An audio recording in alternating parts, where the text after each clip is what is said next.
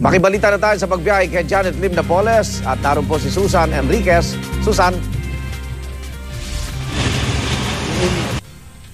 Yes, maraming salamat, Igan. Dito pa rin tayo sa Port Santo Domingo sa Santa Rosa, Laguna. Ilang minuto pa lang nakalilipas na may lumabas ditong convoy, dito sa pinaka-main gate. Siyempre, nakita natin doon.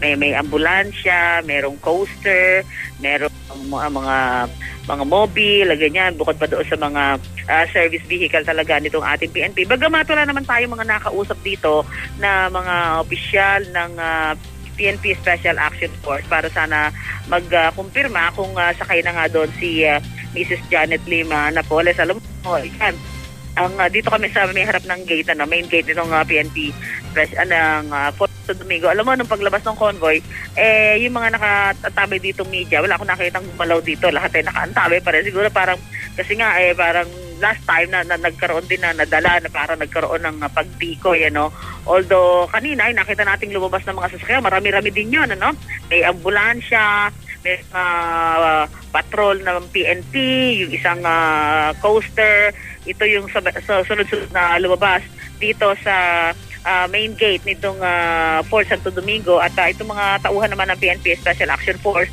na inilabas kanina mga pasado alas 5 ng madaling araw at nagmamatay dito sa gilid ng kalsada ay nananatili pa rin hanggang sa mga oras na ito at tayo naghihintay ng mga maaari natin makausap dito para magkumpirma kung yung lumabas na convoy na nga ay kasama na ito si Mrs. Janet Lim Napoles na nakatakdang sumailalim sa isang medical examination diyan sa P Hospital sa Campo Crame, Quezon City. Yan. Maraming salamat, Susan Enriquez.